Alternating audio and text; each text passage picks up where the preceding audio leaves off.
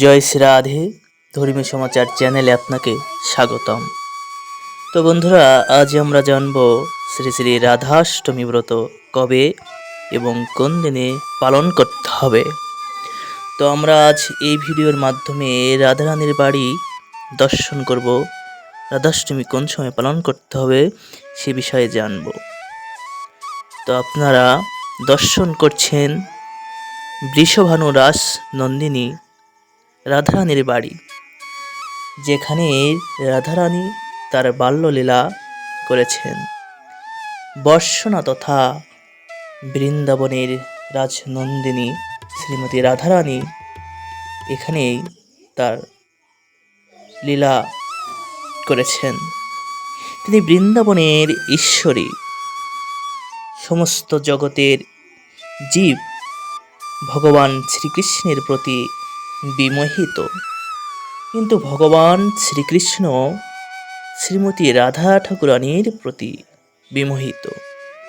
তাই তো চৈতন্য চরিতামৃত বলছেন, রাধিকার প্রেম গুরু আমি শিষ্য নট, সদা আমায় নানা নৃত্যে নাচাই উদ্ভট। সমস্ত জগতের ঐশ্বর্য যেন শ্রীমতী রাধা ঠাকুরানীর এই আঙিনায়। প্রতি বছর শ্রী শ্রী রাধাষ্টমীর সময় এখানে যেন নবনব রূপে সেজে ওঠে।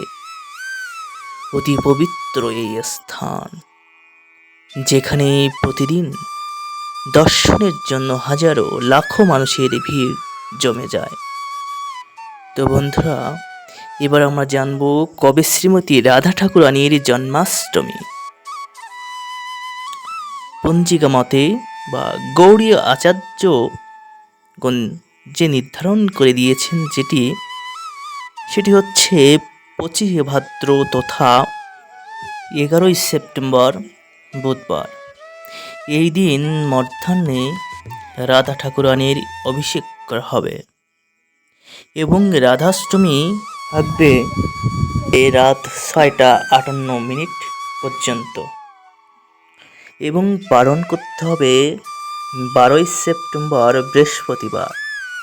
পালনের সময় সূর্যোদয়ের পর 10টা 1 মধ্যে বাংলাদেশ সময়, এবং ভারত সময় হচ্ছে 9টা 31 মধ্যে পালন করতে হবে। যথাসময়ে অবশ্যই ব্রতের পালন করতে হবে। তো এবার আমরা জানব কিভাবে অভিষেক করতে হয়, অভিষেকে কি কি প্রয়োজন। তো যদি পঞ্চামৃত একত্রে অভিষেক করা হয় তাহলে অল্প সময়ের মধ্যে অভিষেক করা সম্ভব। তো এর জন্য যে মন্ত্রটি অবশ্যই বলতে হবে সেটি হচ্ছে পঞ্চামৃত স্নান। পয়োদধির্ঘৃতং চৈব মধু চ শর্করা যুতম পঞ্চামৃতম ময়ানিতম স্নানার্থম পরিগৃহ্যতাম। পঞ্চামৃত শোধন দুগ্ধ দধি ঘৃত মধু ও শর্করা একত্রে মিলাইয়া তুলসী পাত্রে কামগায়ত্রী মন্ত্রে শোধন হইবে। তৎপর পঞ্চামৃত শঙ্কের মধ্যে নিয়ে অভিষেক স্নান করাইতে হইবে। এভাবে পঞ্চামৃত দিয়ে রাধারানীর অভিষেক করতে হবে। এছাড়া দুগ্ধ দধি ঘৃত দিয়ে আলাদা আলাদাভাবেও স্নান করা বা অভিষেক করা যেতে পারে।